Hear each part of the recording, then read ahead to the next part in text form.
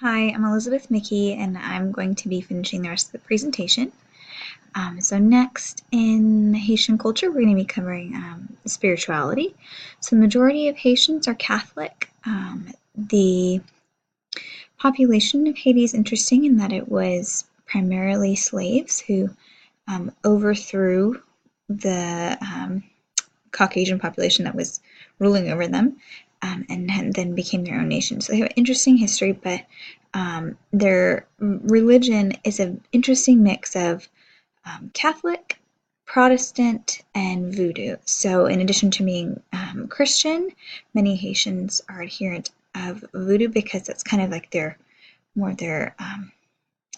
culture that they brought over from Africa, and then they've kind of blended it with things. So it's a very interesting. Some people are very devoted Catholics or Christians, and some people have a very blended view of all three of these things, of Protestant, Catholic, and Voodoo.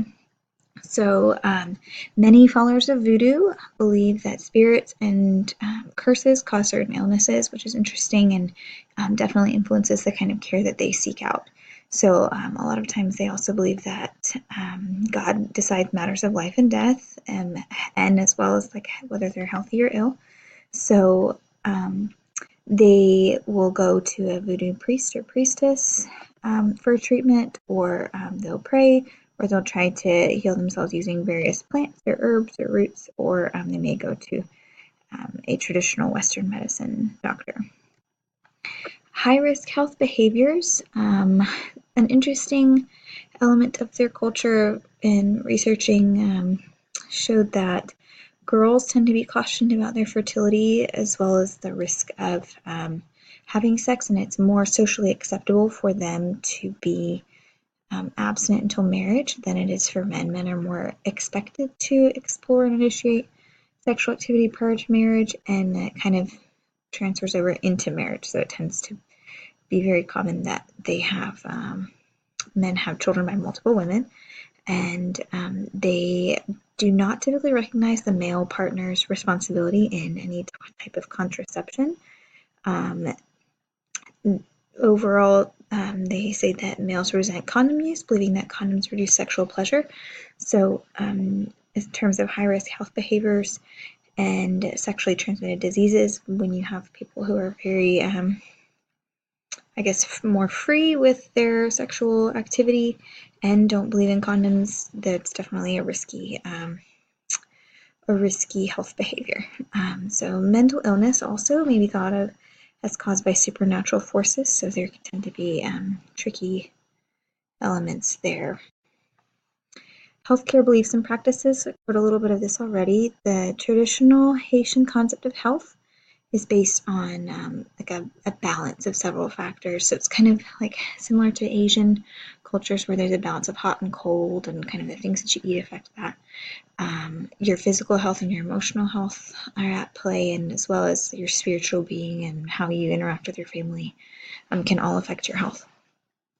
Some Haitians may believe that illness may be caused by supernatural factors, natural factors, and then as well in the balance of hot and cold, it could be foods or gas or air, like temperature, that could be causing what they have. And then there's also like that voodoo element that I mentioned before, where it could be a vexed spirit or a curse cast by a jealous or angry spirit, and so they may have to go to a priest and get some herbs, or sacrifice an animal, or have someone cast a spell or something like that, which is pretty interesting. Attitudes towards healthcare practitioners. This was interesting. Many Haitians are apprehensive of U.S. healthcare practices because apparently in the 80s they were blamed for bringing AIDS and TB to the U.S., which has been proven untrue, but apparently there's a stigma that they still are very aware of. So they're kind of apprehensive about healthcare practitioners and just U.S. healthcare in general. Also, because they believe that it's like their health is a balance of equilibrium, they try to treat their ailments at home with remedies or voodoo priests and that sort of thing before they go to a healthcare practitioner. And then in Haiti, so this is kind of a blend of talking about Haiti like Haitian people in the US as well as Haitian people in Haiti. So in Haiti, it's a lot more difficult because of the poverty level for them to actually go and receive care due to lack of resources on their end or just a lack of a practitioner to go see. Nursing implications with this culture. So in the US, Haitians represent one of the fastest growing Caribbean populations. So apparently the Haitian population has tripled, more than tripled since 1990, according to the WHO, as cited in a study by Couch, Webe, Alama, and McFarland. So they're also additionally cited in that study was that they're the poorest nation in the Western Hemisphere, according to the WHO. And then due to just the lack of resources and extreme poverty, most Haitians, so like even immigrants who've recently come, have never received primary care or health screenings. So they may not know that they have a condition. So this is like really important in assessments, just kind of like initial assessments with patients who are especially new immigrants. They may have never received any primary care. And then in addition, they really don't have any sort of government health like programs where we have so much with the US. It's always promoting like information and education about different risk factors for diseases and stuff like that. They really don't have that there. So there's a high population of patients that have hypertension and type 2 diabetes that may not be aware of ways to manage that or what that even means.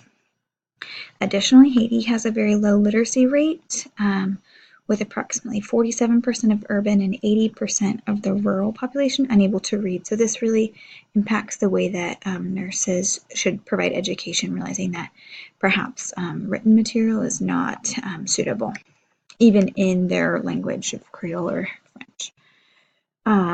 So in providing culturally sensitive care, it's always important to tailor it to the person, not just assume that because this presentation said something that that's applicable to them.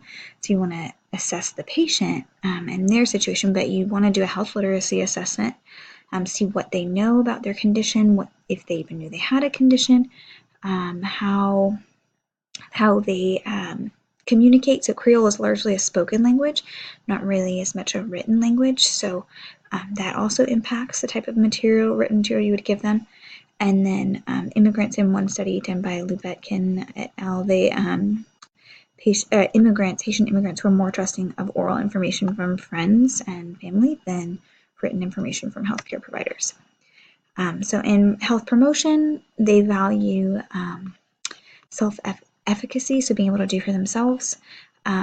So defining benefits and barriers that influence their health, like maybe why they have not been able to maintain their health to a certain point. At this point, help them identify those things, be able to change. Importance of sensitivity to the client's cultural heritage, so that could impact maybe their dietary preferences, like tailor the options that might be more suitable for their hypertension to things that they would prefer to eat in their that applies to their culture. And then also chronic disease prevention and management, like I mentioned before, with just a real lack of education. So finally, just an ethical consideration with this culture would be what should healthcare professionals do when a patient believes in voodoo and believes that their disease is a result of an evil spirit? So this would be very interesting. So I think first of all, it would be important to provide education on the disease process, the management of that, and the prevention if there was a way that could be prevented. But as much as possible, attempt to allow for cultural treatment as appropriate. So if it involves visiting a priest or priestess, but kind of depending on what the condition is, I think it would definitely be tricky if they were wanting to take herbal supplements that were not compatible with their pharmaceutical treatment, or if they wanted to sacrifice an animal in the hospital or something. That could be really tricky to delve into, but I think as much as possible, it would be important to allow them to uphold their cultural preferences while also providing that education on what actually is causing and how they can successfully treat that. And then finally, we have our references. Thanks for watching. We hope that you learned some about Haitian culture.